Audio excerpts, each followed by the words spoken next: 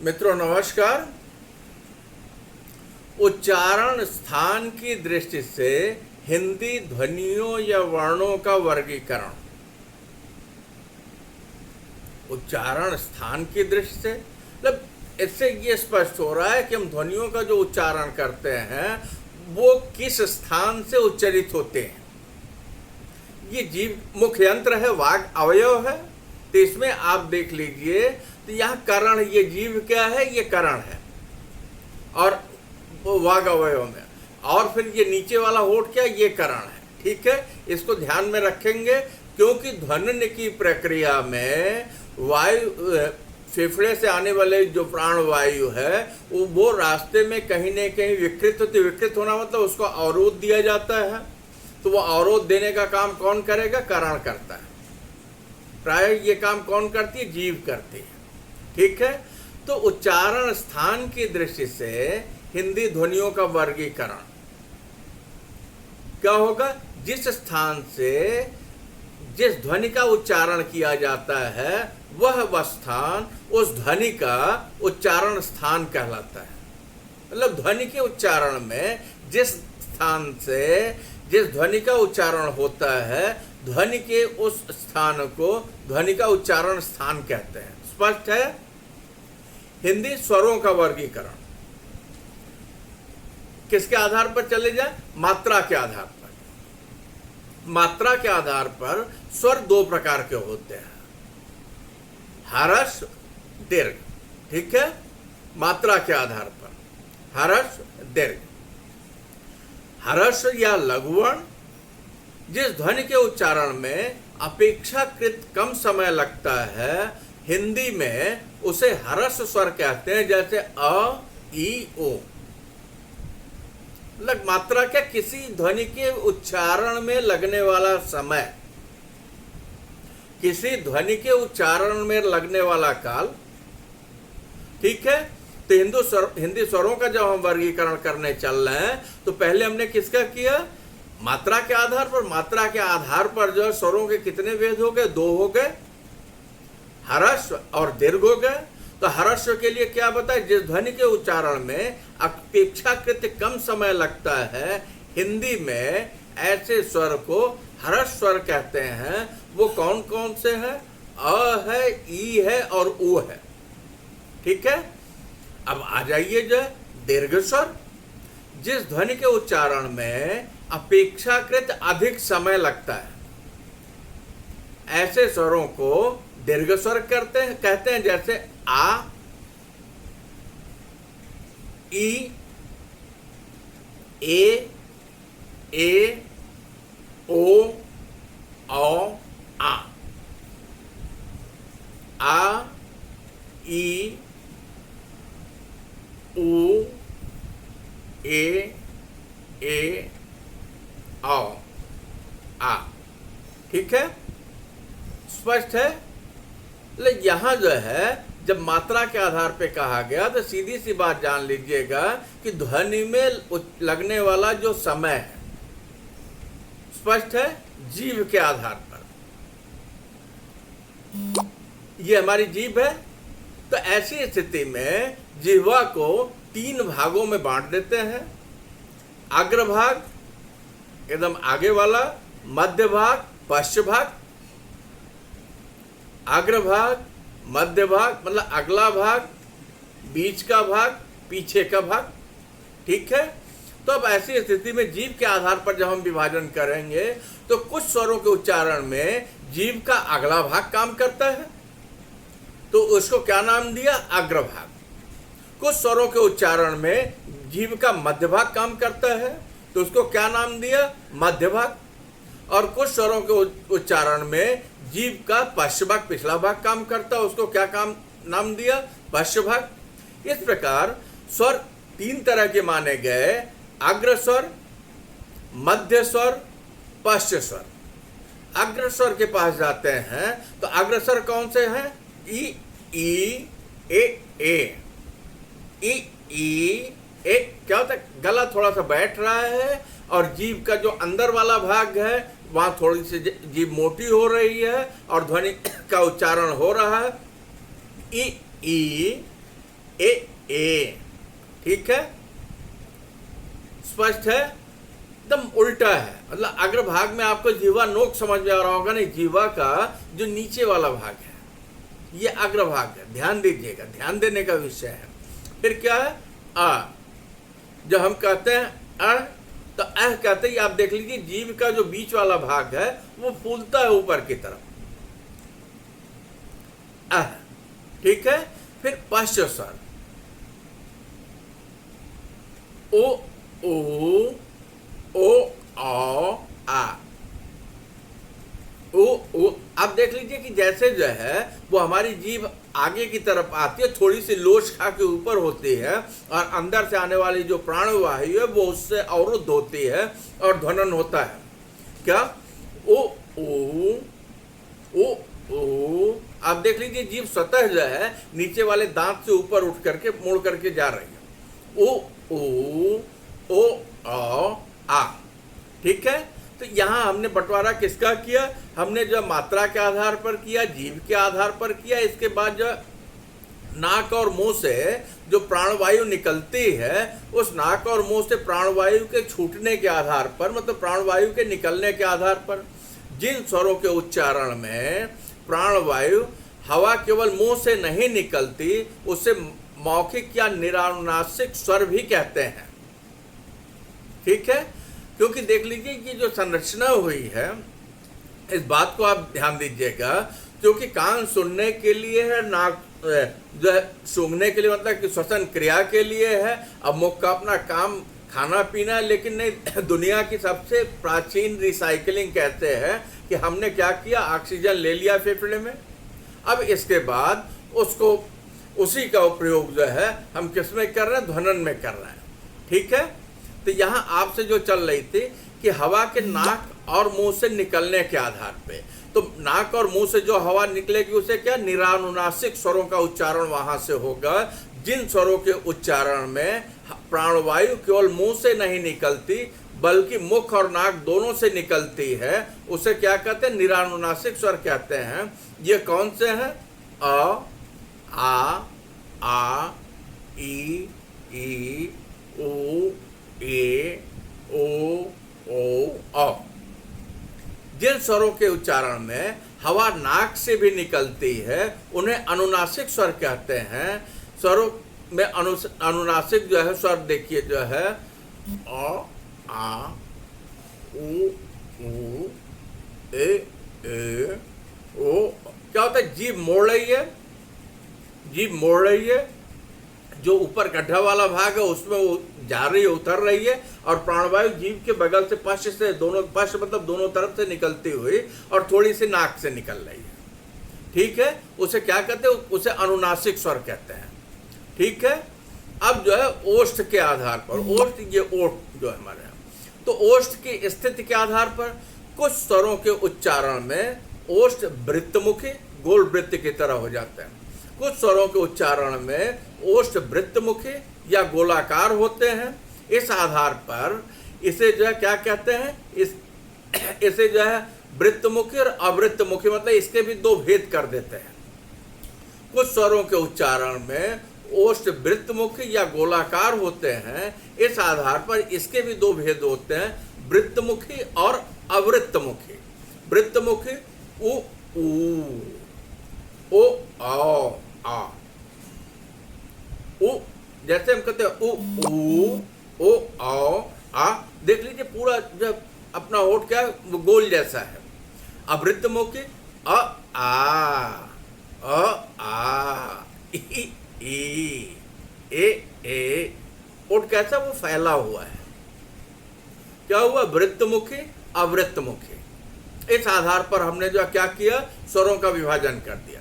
अब इसके बाद जो है उच्चारण की प्रक्रिया में, ध्वनन की प्रक्रिया में जीभ उठने के आधार पर, कि जीभ जो है कितनी अपनी जगह से उठती है, कहाँ तक जाती है। तो ऐसी स्थिति में जब हम जीभ उठने के आधार पर जाते हैं तो क्या होता है, जीभ के उठने से मुख विवर सकरा हो जाता है। इसलिए जब जीभ बहुत ऊपर उठ जाती है तो उसे संवृत्त, तथा बहुत नीचे होती है तो उसे विवृत्त कहते हैं। बीच में अर्ध संवृत तथा अविवृत ध्वनियां भी जो है वो विभाजित है। क्या हुआ? संवृत और क्या हुआ? विवृत। तो जीभ के उठने से मुख क्या हुआ? अत्यंत सकरा हो गया। तो जब सकरा हो जाता है और जीभ बहुत ऊपर उड़ जाती है तो वो कैसा? संवृत व्यंजन है, स्वर है, और बहुत नीचे होती है तो विवृत है। तो इनमें भी दो भेद कर दिए। संवृत व्यंजन वो होंगे ई ई ओ ओ, ई ई ओ ओ, और अर्थ संवृत ए ओ ए ओ ए ओ ए ओ ई ई ओ ओ। ये क्या होगा? ये संवृत स्वर है। ए ओ ये क्या? अर्ध संवृत है। अर्ध विविध ए आ ओ आ। समझ में आ रहा है? यहाँ हो क्या रहा है कि आ करके हमारा मुंह, हमारी जीभ जो है वो करती क्या है कि उस घेरे को पूरा लगभग बंद कर देती है। प्रायः ए ओ आ, विवृत आ आ। स्पष्ट है? प्रकृति के आधार पर स्वर प्रकृति के आधार पर मूल और संयुक्त दो तरह के होते हैं। जब प्रकृति के आधार पर स्वरों के विभाजन की बात आती है तो मूल स्वर और संयुक्त स्वर। मूल स्वर क्या है और संयुक्त स्वर क्या है? मूल स्वर में जीभ एक स्थान पर होती है। मूल स्वर का जहां जीभ एक स्थान पर होती है। आ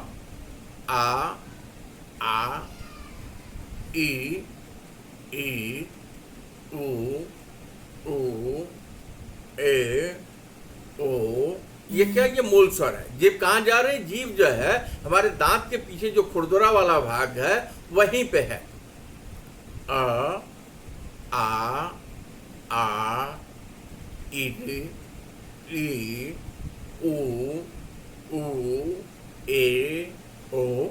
ये क्या? वो जो वत्स वाला स्थान है जहां से छोटे स का उच्चारण होता है, दांत के ठीक पीछे देखिए खुरदुरा वाला भाग है। उसे खुरदुरे वाले भाग के निचले हिस्से को जाकर छू करके एक ही जगह से ये सारे के सारे मूल स्वर जो उच्चारित होते हैं। संयुक्त स्वर। संयुक्त स्वर में जीभ एक स्वर के स्थान पर दूसरे स्वर के स्थान की ओर चलती है और इसके चलने की स्थिति में ध्वनि क्रिया हो जाती है। ध्वनि उस वर्ण का उच्चारण हो जाता है ए आओ।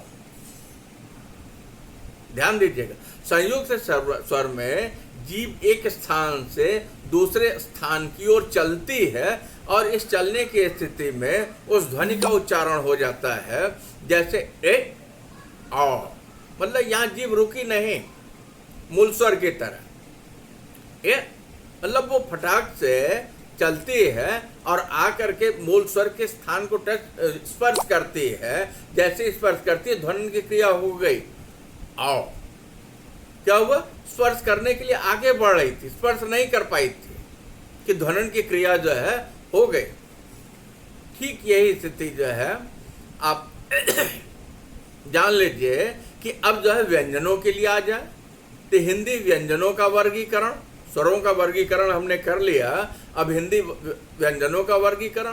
तो हिंदी व्यंजनों का वर्गीकरण करने के लिए हमें क्या करना पड़ेगा? सबसे पहले हम चले जाएं उच्चारण स्थान के आधार पर,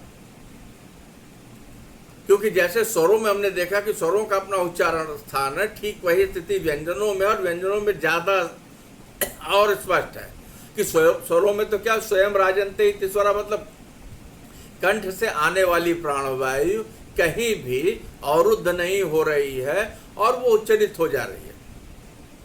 उसे किसी तरह के किसी अन्य ध्वनि का सहयोग नहीं लेना पड़ा, जो स्वयं से ही हर ध्वनि की अपनी अलग पहचान है। लेकिन जब व्यंजन के पास जाते हैं तो व्यंजन के पास ये स्थिति नहीं है, बल्कि व्यंजन के यहाँ जाने पर हर व्यंजन जो है स्वर अ से प्राण शक्ति लेता है, नहीं तो वो कैसा होता है? अपूर्ण होता है। तो पूर्णत्व के लिए जो है व्यंजनायते इति व्यंजनम, तो जो व्यंजित होता है। तो हिंदी व्यंजनों का जब हम वर्गीकरण करेंगे तो स्थान के आधार पर जिस स्थान से उच्चारण किया जाता है वह स्थान व्यंजन का उच्चारण स्थान कहलाता है। ठीक है, जिस स्थान से उच्चारण किया जाता है वह स्थान उस व्यंजन का उच्चारण स्थान कहलाता है। ठीक है, जैसे ओष्ठ, ओष्ठ ये दोनों ओठों से उच्चारित होता है। ये कौन सी ध्वनियां होंगी? प वर्ग की। प, देखिए उच्चारण स्थान में क्या होता है, दोनों ओठ एक दूसरे को स्पर्श कर रहे हैं। अंदर से आने वाली प्राणवायु जो है वो आकर के उसी के ऊपर दबाव देती है और क्या होता है, मार्ग अवरुद्ध होता है, वायु बाहर आती है, ध्वनि उच्चरित हो जाती है। प, फ, ब, भ, म, म्य, व। प, फ, ब, भ, म, म्य, व। ये क्या है? ये प वर्ग की ध्वनियां हैं जो कि दोनों ओठों के स्पर्श करने से उच्चरित हो रही है। अब आ जाइए जो दूसरे उसमें आ जाए दंतोष्ठ ध्वनियां, ऐसी ध्वनि जिसका उच्चारण जो है दांत और नीचे के होठ की सहायता से किया जाता हो, मतलब जिस ध्वनि का उच्चारण करने में हमें दांत और निचले होठ की सहायता लेनी पड़ती हो। फ, व, फ, नुक्ता लगता है, फ में नुक्ता लगता है। फारसी से ये ध्वनि हमने उठा ली है प्रयोग करने के लिए। फ, फ, व, व, व में क्या, व में क्या है? व में वही अ नहीं है, स्वर अ नहीं है। अगर लिखा होता तो यहाँ क्या होता, व के नीचे हलंत लिखा होता। ऐसे ही दंत ध्वनियां, जिन ध्वनियों का उच्चारण करने में उच्चारण दांत और जीभ के स्पर्श से होता है, जैसा कि आपसे मैंने कहा जीभ करण है, करने वाली है। अधिकांश ध्वनियों के उच्चारण में जीभ को ही अपनी जगह से हिलना डुलना छूना चलना पड़ता है। तो कहते हैं दंत ध्वनियां, जिन ध्वनियों का उच्चारण दांत और जीभ के स्पर्श से होता है। ये कौन सी ध्वनियां हैं? त वर्ग की ध्वनियां हैं। त, थ, द, ध, ल, स, रे, ल।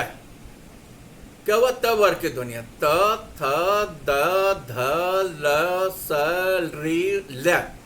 ये ध्वनियां जो है किससे उच्चरित हो रही है? दांत से, मतलब जीभ आती है, दांत को स्पर्श करती है। त वर्ग, त, द, ध, ल, स।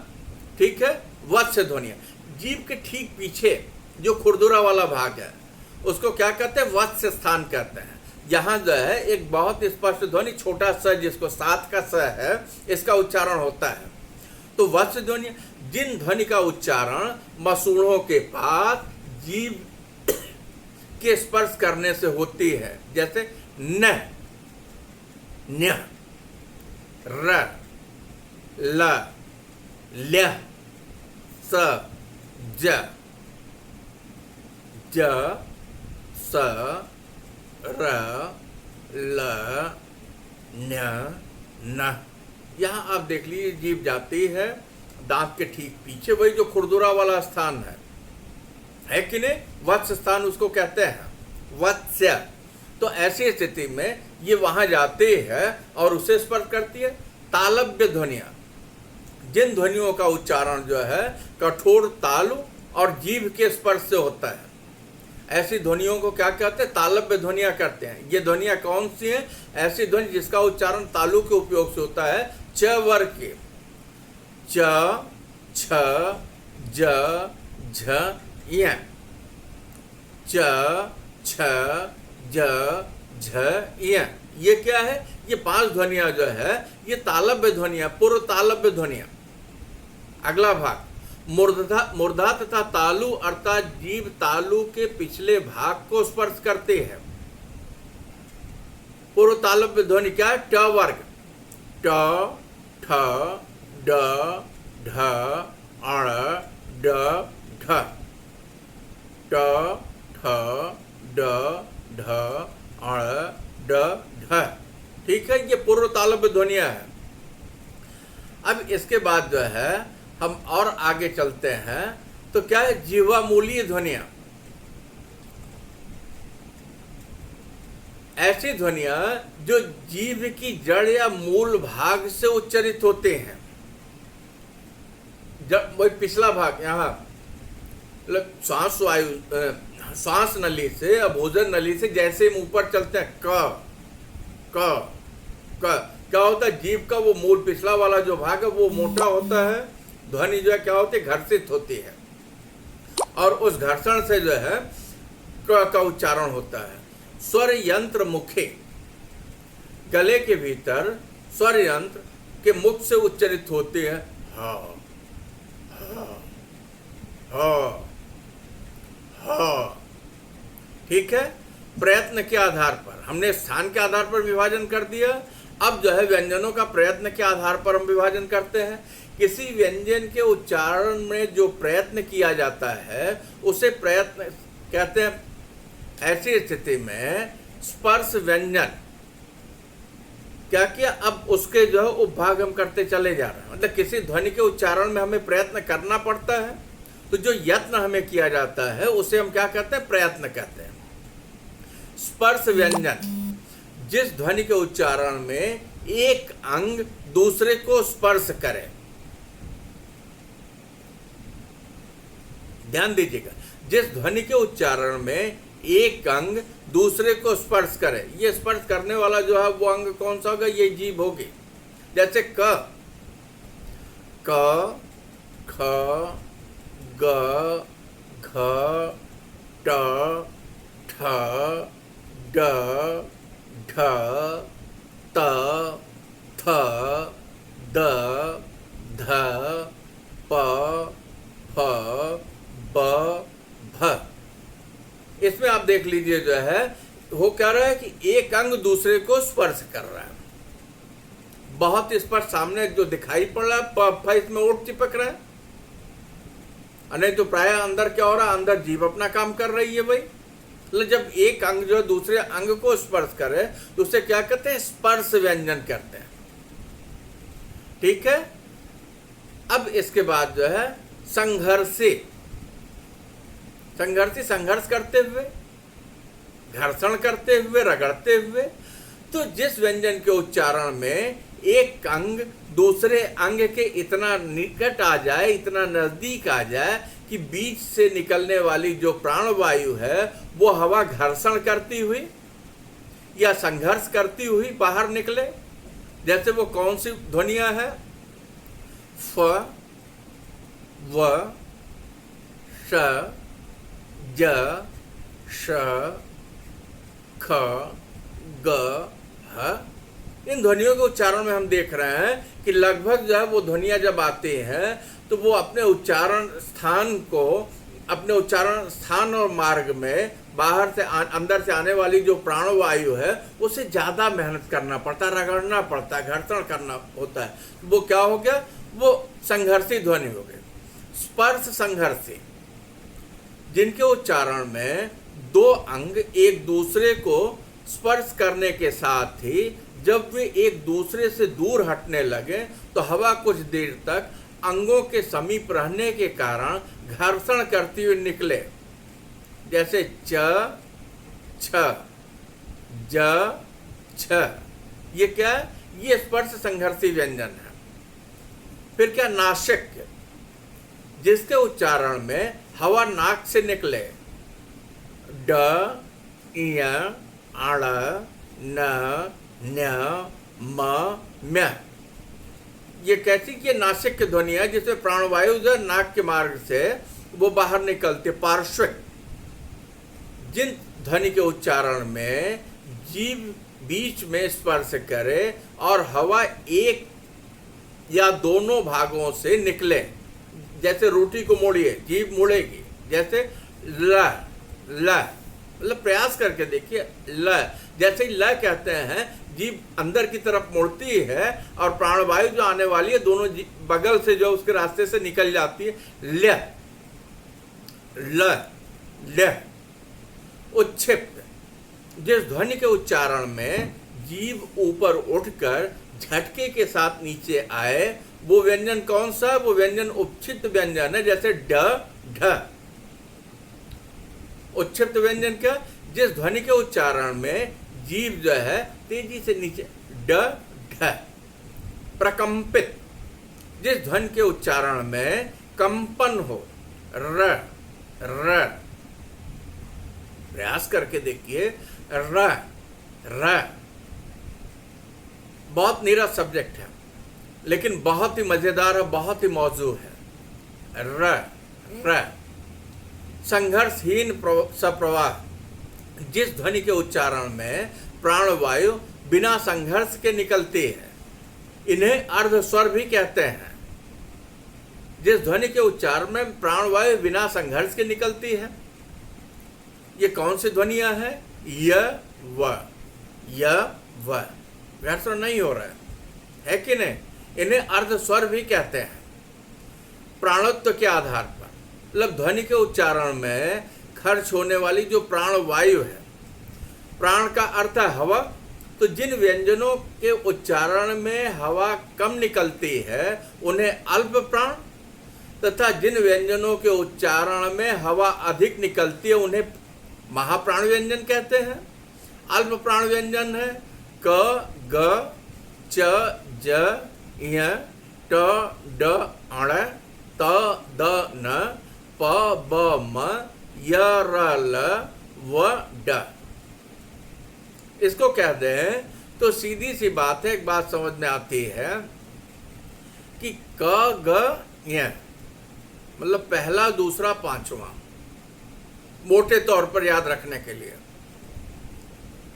क, ग, य, क, ग, अंग, च, ज, य, ट, ड, अण, त, द, न, प, ब, म, य, र, ल, व, ड।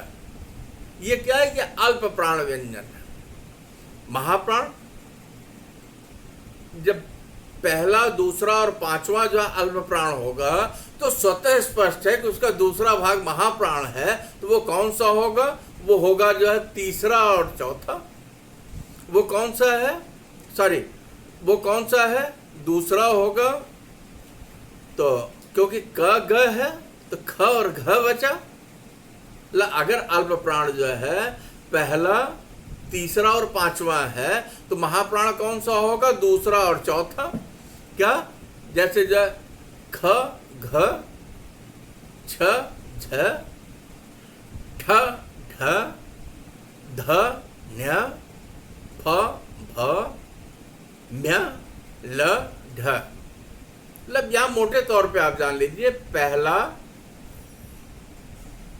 तीसरा और पांचवा अल्प प्राण है तो दूसरा और चौथा वर्ण जो है, दूसरी और चौथी जो ध्वनि है वो महाप्राण ध्वनि है। घोषत्व के आधार पर गले में स्थिर स्वर यंत्र में स्वर तंत्रियों के बीच में हवा के घर्षण के साथ जो ध्वनियां उच्चरित होती हैं उन्हें घोष कहते हैं। घोष घर्षण करते हुए, घसते हुए, रगड़ते हुए क्या कहते हैं? गले में स्थित स्वर यंत्र, स्वर तंत्रियों के बीच हवा के घर्षण के साथ जो ध्वनियां उच्चरित होती हैं उन्हें घोष कहते हैं। घोष ध्वनियां कौन सी हैं? ग, घ, अंग, ग, घ, अंग, ज, झ, य, ड, ढ, अण, द, ध, न, न्य, ब, भ, म्य, य, र, ल, व, ह, ड, ज, ग, व आदि अनेक ध्वनियां जो है ये सभी की सभी क्या है? ये घोष ध्वनियां हैं। फिर अघोष ध्वनियां, जिन ध्वनियों के उच्चारण में घर्षण नहीं होता, अर्थात स्वर तंत्रियां दूर दूर रहती हैं और ध्वनि का उच्चारण हो जाता है, जैसे क, ख, च, छ, ट ठ त थ प फ स श फ। इस तरीके से जो है ये ध्वनियाँ क्या हैं, ये ध्वनियाँ जो है अघोष हैं। हमने आज बहुत व्यवस्थित रूप से उच्चारण स्थान की दृष्टि से हिंदी ध्वनियों का वर्गीकरण जो है अध्ययन किया, जिसमें मात्रा के आधार पर, जिह्वा के भाग के आधार पर, हवा के नाक और मुंह से निकलने के आधार पर, ओठों की स्थिति के आधार पर, जीभ के उठने के आधार पर, प्रकृति के अनुसार, और इसके बाद जो है हम लोगों ने व्यंजनों का वर्गीकरण जो स्थान के आधार पर, फिर उनका जो विभाजन किया, और उनका विभाजन करने के बाद हम लोगों ने प्रयत्न के आधार पर व्यंजनों का विभाजन किया, और प्रयत्न के आधार पर व्यंजनों का विभाजन करने के बाद हमने प्राणोत्व के आधार पर व्यंजनों का विभाजन किया, और इस तरीके से हमारा जो है व्यंजनों का वर्गीकरण पूरा हुआ। अगर आपसे प्रश्न आता है, आप मेरे व्हाट्सएप पर सवाल पूछ सकते हैं, किसी भी तरीके की असुविधा होती है तो। डॉक्टर उमेश चंद्र शुक्ल, अध्यक्ष हिंदी विभाग, परेल, मुंबई, 9324554008। हार्दिक धन्यवाद।